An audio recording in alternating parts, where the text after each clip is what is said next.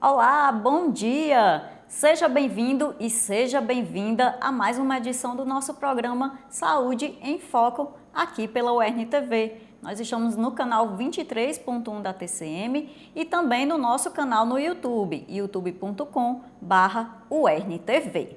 Bom, no programa de hoje nós vamos falar então sobre doenças autoimunes. Mas você aí de casa sabe o que são as doenças autoimunes? A nossa repórter Vitória Alves preparou um videozinho para a gente, para entendermos um pouquinho sobre esse assunto. Vamos ver. Nos últimos anos, as doenças autoimunes vêm sendo mais discutidas, principalmente por conta de celebridades que abrem espaço para falar sobre sua experiência. Ainda assim, muitas pessoas não sabem o que as define, que é quando o organismo fabrica anticorpos contra seus próprios componentes e passa a atacar células saudáveis do corpo. Uma dessas doenças, conhecida popularmente como lúpus, afeta a cantora americana Selena Gomez, que anunciou publicamente sua condição de saúde em 2015. A artista teve que passar por tratamentos pesados, envolvendo quimioterapia e um transplante de rim. Já Cleo Pires, atriz e cantora brasileira, luta há alguns anos contra a tireoidite de Hashimoto, uma infecção na tireoide que, além de seus sintomas, pode influenciar o aparecimento de outras doenças graves, como depressão e hipotireoidismo. A atriz falou sobre isso em suas redes no ano de 2021. E outras personalidades, como a modelo Gigi Hadid e a atriz Zoe Saldanha, que fez filmes como Avatar e Guardiões da Galáxia, também convivem com a enfermidade. Atualmente, várias pessoas convivem com esse tipo de doença. Diabetes, psoríase e até a doença celíaca, que causa intolerância ao glúten, são exemplos de doenças autoimunes que afetam grande parte da população. Muito bem, então para tirar aqui as nossas dúvidas sobre esse assunto das doenças autoimunes, estamos recebendo hoje aqui no nosso programa o médico reumatologista Dr. Adolfo Medeiros. Doutor, seja bem-vindo, bom dia. Bom dia, obrigado pelo convite, né? Foi um prazer estar aqui como professor da UERN, da reumatologia. Então, agradeço bastante o convite. Nós é que agradecemos. Bom, doutor Adolfo, eu já começo perguntando quais seriam então as principais doenças autoimunes. Quais o senhor poderia destacar? Então, existe um universo, né, bem considerável de doenças autoimunes, tanto doenças reumatológicas como de outras áreas, né? A gente vê no vídeo que tem a tireoidite de Hashimoto, que é uma doença mais vista pela endocrinologia e não pela reumatologia, né? É bastante comum. Acho que deve ser tirando a diabetes, deve ser a primeira endocrinopatia mais comum no mundo. Tem o lúpus na área da gente, que é uma doença autoimune bastante frequente e conhecida. Não é nem a mais comum seria a artrite reumatoide, né? Que é uma doença que incha as mãos, né? Incha as articulações, o paciente acorda de manhã todo quebrado. Então, aí tem as vasculites, tem as espondiloartrites, tipo espondilite anquilosante, artrite psoriásica, a psoríase também é uma doença de pele, tipo vitiligo. Então, assim, essas são as principais, né? Seriam as mais, digamos assim, as mais famosas, né? Recentemente teve... a psoríase ficou bem em evidência por causa de Xande Avião, né, que ele é portador da doença e ele expôs nas redes sociais, então está bem em evidência agora. Essas doenças autoimunes, elas têm cura? Ou algumas têm, outras não? Como é? Então, isso é uma pergunta frequente, né, que deixa, às vezes, o reumatologista bem desconfortável, porque a gente não entra mais nessa questão da cura ou não, né? Assim, a maior parte das doenças que a gente tem são doenças crônicas, né? Principalmente diabetes, hipertensão também são doenças crônicas e que, na verdade, elas têm um tratamento, né? Elas não têm uma cura em si, mas ela tem um acompanhamento, tem um tratamento. O paciente fica, como a gente fala, em remissão, né? Então, essa remissão ela é alcançada através do tratamento, através das medicações. Então a gente não fala tanto em cura, é uma doença crônica que precisa de cuidado. No último congresso, aí assim, o tema já ficou mais atual, porque no último congresso a gente passou a discutir a cura do lúpus, por exemplo, né? Então, existe uma estimativa que o avanço, né, do conhecimento, da tecnologia, então a gente talvez consiga nos próximos 10 anos alcançar a cura do lúpus. Nossa, coisa boa. Falando então sobre lúpus, quais seriam então os principais sintomas? Então, assim, quando é que a gente suspeita de lúpus? O paciente ele acorda de manhã e tem dor nas juntas, né, aquela dor nas juntas matinal, começa a cair o cabelo, pode ter lesões pelo corpo, né, tipo quando vai no sol, fica muito vermelho, como se estivesse com febre, com dor no corpo.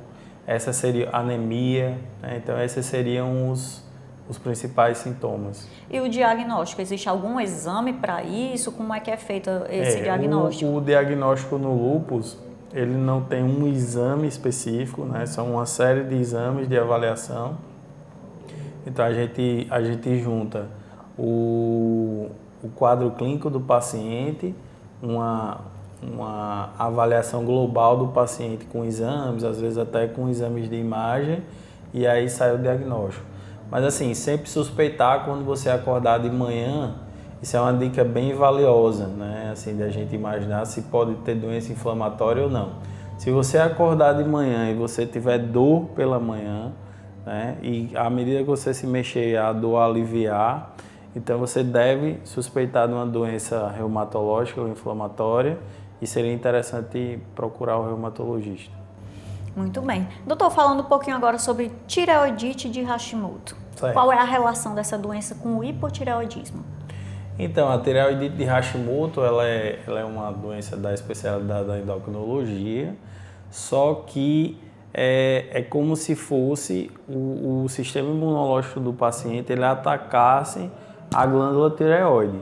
Então você vai tendo com o tempo, né, a tireoide inflamada, que no caso seria aqui, né, seria inflamada, e as células vão morrendo aos poucos. Então você vai diminuindo o tamanho da tireoide e consequentemente a produção do hormônio tireoidiano, né, que seria T3, T4, né, são os hormônios tireoidianos. É comum essa doença? Sim, é a endocrinopatia mais comum, né? Uma das endocrinopatias mais comuns. E atinge um público específico, assim, de determinada faixa etária? Então, assim, atinge bastante. Como a maioria das doenças autoimunes tem uma predileção pelas mulheres jovens, né? Eita, Então, não gostei. na reumatologia só tem 3 doenças onde a prevalência ela é maior nos homens, né? Seriam as espondiloartrites, espondilite anquilosante, artrite psoriásica, artrite reativa, eles são bem mais comuns nos homens, né? Então, a gota também é bem mais comum nos homens do que nas mulheres, e as vasculites, que aí umas não têm prevalência, mas algumas sim. Mas no restante todas... Nossa. Mais prevalente nas mulheres. Meu Deus, que notícia é essa? Eu não gostei. Bom, mas vamos seguindo, né? Aí dá certo. Vamos falar um pouquinho sobre a artrite reumatoide. Certo. Fala um pouquinho pra gente o que caracteriza essa doença, como é feito seu tratamento. Isso, a artrite reumatoide é a artrite inflamatória mais comum do mundo, né? Ela é uma artrite inflamatória grave, que a gente fala, porque ele pode levar a deformidade, né? Tipo bloqueio, perda de movimento das mãos e dos pés. Hoje em dia a gente vê menos porque a gente tem um ótimo tratamento, né? Inclusive pago pelo SUS. Então os pacientes hoje eles têm acesso pelo SUS aos melhores tratamentos do mundo para artrite reumatoide, né? O Brasil ele é pioneiro nessa acessibilidade. Então, o que caracteriza a doença? Inicialmente, você incha as mãos e os pés. Muita dor e edema, incha as mãos e os pés. E aí você passa a ter dificuldade na mobilidade, acorda de manhã bastante dolorido, certo? Então, se você estiver sentindo isso, você corre num reumatologista. E eu estou falando corre por quê? Porque é uma doença que pode causar deformidade, né? Então, tem todo um risco. E que, o que é que acontece? Os primeiros 3 meses são essenciais. Se você começar a inchar, doer, e se você chegar nos primeiros 3 meses da doença, a resposta ao tratamento é ótima, certo? Você vai ficar praticamente curado em 2 anos. Se você chega fora dos 3 meses iniciais, você altera completamente. Você já vai ter mais dificuldade de tratar, necessidade de combinação de remédios e, pelo período, vai cronificar a doença na maior parte dos casos, 80% dos casos. Então, por isso que, assim, a gente vê a artrite tratada de uma forma meio aleatória. Ah, não, é uma artrite. Não. A artrite é uma coisa que você tem uma urgência em tratar. Se você trata nos primeiros 3 meses, o resultado é ótimo, né? Então, por isso que não pode se perder tempo. Inchou a junta é igual a reumatologista. Pronto, era isso que eu ia perguntar. Mas e esse inchaço? Você disse assim, se você acordar de manhã, com as articulações inchadas e tal. Mas isso é uma coisa que vai acontecer toda manhã? Ou é uma coisa que o paciente vai sentir hoje e daqui a 10 dias? Não. Vai ser toda manhã? As doenças reumatológicas, via de regra, elas têm um comportamento de por exemplo, da artrite reumatoide, elas são progressivas, são aditivas e progressivas. Então, na maior parte das manhãs, você vai acordar de manhã com dor e com dificuldade. Pronto, aí eu acredito que o paciente vai realmente procurar um médico, porque quando é um sintoma que aparece hoje e amanhã sumiu, sim. A pessoa normalmente deixa pra lá, né? A gente tem como exemplo a gota. A gota, os primeiros anos da doença acontecem dessa forma. Você tem uma crise agora e essa crise se repete daqui a 1 ano, 2, né? Então, tem essa questão de você... Por isso que às vezes é deixado para lá, né, a gota. Muito bem, nós estamos recebendo hoje aqui no nosso programa o médico reumatologista, Dr. Adolfo Medeiros, e estamos falando sobre doenças autoimunes. Nós vamos para um rápido intervalo, mas voltamos já, não sai daí.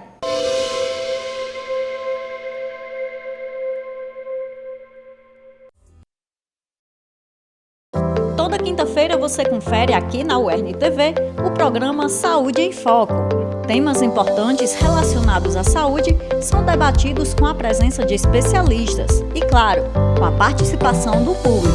Saúde em Foco, toda quinta-feira, às 11h30 da manhã, ao vivo, aqui na UERN TV.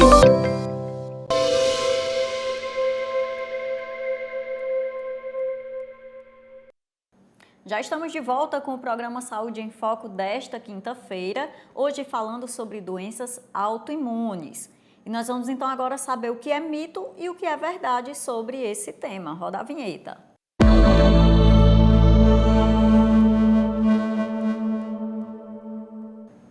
Bom, eu vou fazer aqui algumas afirmações e o nosso convidado, né, o médico reumatologista Dr. Adolfo Medeiros, vai nos dizer se isso é um mito ou se é uma verdade em relação ao tema de hoje. E a primeira afirmação, doutor, é a seguinte: pessoas com doença autoimune não podem doar sangue. Isso é um mito ou uma verdade? Meio a meio, né? Vamos explicar. Tem algumas doenças, né, que contraindicariam, inclusive por causa da medicação. Existem alguns medicamentos, né, a parte de terapia biológica, que você não pode doar sangue tomando essas medicações. Mas, de uma maneira geral, seria possível. Permitido, é possível. Pronto, muito bem. Meio a meio, então. Temos aqui mais uma afirmação. O clima frio favorece o desenvolvimento da artrite reumatoide. Mito. Mito. Mas merece um adendo, né? Qualquer doença articular, né, ela dói mais no frio. Então, qualquer doença, né? Quem tem problema, até uma tendinite, o negócio, ela vai doer mais no frio. Por quê? O frio do ambiente vai contrair a musculatura, então ele vai repuxar tendão, essas coisas. Então, o paciente ele vai se sentir mais desconfortável com o frio do ambiente. Mas não é que vai desenvolver a doença, né? Isso, não. Muito bem, perfeito. Temos mais uma afirmação aqui, é a seguinte: lúpus pode causar trombose. Verdade. Verdade.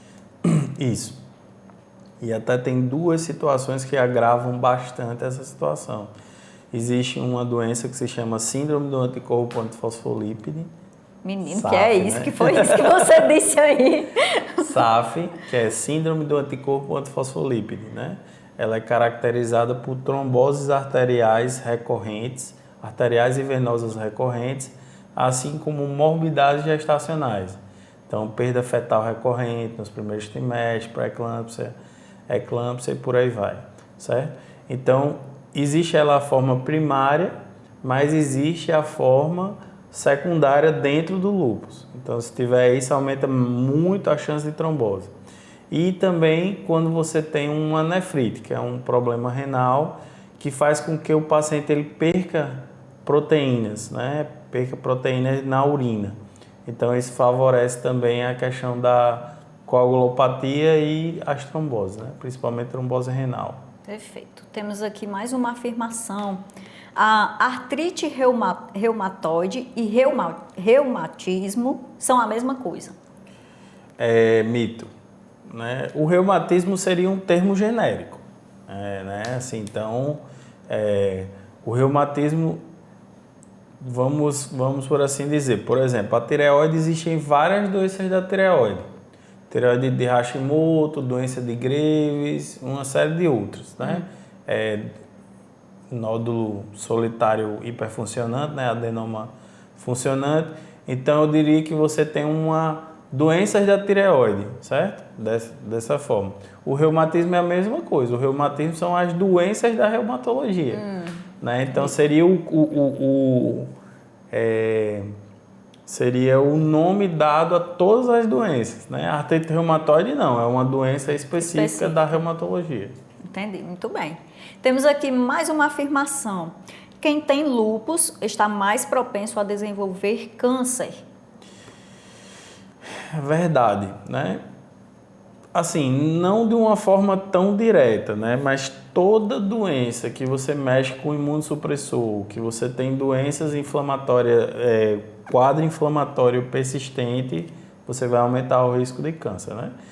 Na verdade, o organismo ele funciona de uma forma que nós temos vários mecanismos de defesa para que o câncer ele não seja criado, né? Então, se você tem muita inflamação, então existe uma proliferação de células, uma série de coisas. Falando na tireoidite de novo, pegando como exemplo, quem tem tireoidite de Hashimoto tem que fazer ultrassom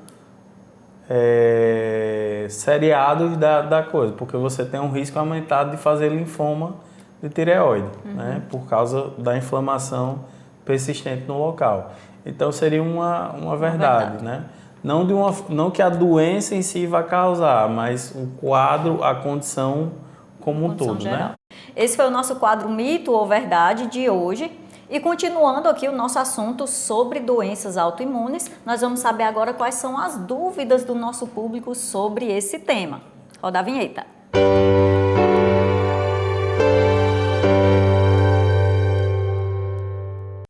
Bom, a primeira perguntinha que nós temos aqui é do Valderlânio Matos. O Valderlânio pergunta o seguinte, doutor. As doenças autoimunes são hereditárias? A gente tem uma coisa que é a agregação familiar, né? Então, parentes de primeiro grau de artrite reumatoide, lúpus, então eles têm uma chance maior, né, de desenvolver as doenças, né? Na artrite reumatoide foi até descoberto, a primeira hipótese foi levantada por um brasileiro, mas terminou sendo publicado por americanos, mas que é a história do epítopo compartilhado. Então, provando também essa questão da questão familiar, né? Parentes de primeiro grau de um paciente tem bem mais risco de chance. Agora, assim, via de regra, as doenças autoimunes, elas não são aquelas hereditárias que a pessoa já nasce com a doença, certo? Que isso aí são doenças congênitas, aí já é outra coisa. Muito bem. Temos aqui a pergunta da Jéssica Neiva. Jéssica pergunta, quais atenções ou cuidados especiais um paciente com tireoidite de Hashimoto deve ter? Então, assim, tomar medicação, né, fazer acompanhamento direitinho, ultrassons seriados, isso aí é um acompanhamento mais com endócrino, e aí ter questão do peso, né? Que ele tem uma tendência maior a ganho de peso, né? Então, ter cuidado com a alimentação, fazer atividade física regular, então seria uma ótima abordagem. Temos mais uma participação aqui da Clarice Melo. A Clarice pergunta se doenças autoimunes podem causar queda de cabelo. Sim. As mais comuns são exatamente a tireoidite e o lúpus. O lúpus, um dos sintomas mais frequentes é justamente a queda do cabelo. Então, se você tem o que a gente chama de alopécia, que é essa queda de cabelo, então você deve ficar ligado, né? Então, queda de cabelo, dor na junta, mancha no corpo, tudo isso seria um possível indicativo, né, da doença. A pergunta da Franciele Arruda toca um pouco no que você acabou de falar agora há pouco. Ela pergunta se doenças autoimunes podem ser adquiridas ou já se nasce com elas. Isso, não. As doenças autoimunes, elas são adquiridas, né? Elas se manifestam com o correr do tempo, né? As doenças inflamatórias da reumatologia, elas vão ter essa característica normalmente de se manifestarem ali, né, na idade mais adulta, início da idade adulta. Pode ocorrer nas crianças e tudo, mas não de uma forma congênita. Existe o lúpus neonatal, que a gente chama, né? Mas é porque passa um anticorpo da mãe para o feto, né? Mas não é uma doença hereditária, né? Mas porque o anticorpo ele migrou. Perfeito. A Gerliane Moura, ela pergunta se mulheres que têm lúpus podem engravidar. Sim, isso aí é um mito, né? Bastante difundido. É tipo assim, você tem lúpus, não pode engravidar. Não é o dia a dia. A gente tem uma taxa de sucesso muito alta, pelo menos eu tenho. A gente até usa até o espaço, a gente colocou lá no ambulatório da UERN, né? Na segunda tarde a gente tem um ambulatório hoje que a gente cuida dos pacientes com doença reumatológica grávidas, para aumentar justamente essa chance de sucesso. Então é uma parceria, né, da reumatologia com a residência de ginecologia e obstetrícia da UERN, né, da faculdade da gente. Então, na segunda tarde, a gente atende esses pacientes. Tem um espaço, eu e a doutora Regina, a gente atende esses pacientes. Eita, maravilha, coisa boa. Atendimento gratuito lá. Como é que faz para a paciente ter acesso? Precisa de um Encaminhado. Normalmente vai ser acompanhado pelo alto risco da residência, né, do pré-natal de alto risco da residência, e aí é encaminhado para o ambulatório de reumatologia. Muito bem. Fica a dica aí, minha gente. Vamos aqui a mais uma participação. O Pedro Almeida, ele pergunta se é possível a pessoa ter mais de uma doença autoimune ao mesmo tempo. Sim, inclusive aí volta a tireoidite está bombando hoje. Tá. Existe uma situação, inclusive, que quem tem doenças autoimunes tem maior risco de ter outras, né? Existem as endocrinopatias múltiplas, né? Que é aquele paciente que ele pode ter tireoidite de Hashimoto, que é uma doença autoimune, aí pode ter vitiligo, pode ter doença de Addison, pode ser outras doenças, que seriam essas endocrinopatias múltiplas. Uhum. Então é possível justamente com essa autoimunidade. E, por exemplo, não é infrequente a gente pegar um paciente que tem lúpus e vitiligo, que tem Hashimoto e tem lúpus, até doenças autoimunes de grupos diferentes, né? Uhum. Interessante. Bom, nós estamos chegando ao final do nosso programa Saúde em Foco de hoje. Gostaria de agradecer, doutor Adolfo, pela participação e pelos esclarecimentos. Eu que agradeço. Maravilha. Obrigada a você também que nos acompanhou de casa, você que mandou sua perguntinha. Muito obrigada pela participação e dizer que estaremos de volta na próxima quinta-feira com mais uma edição do programa Saúde em Foco. Até lá!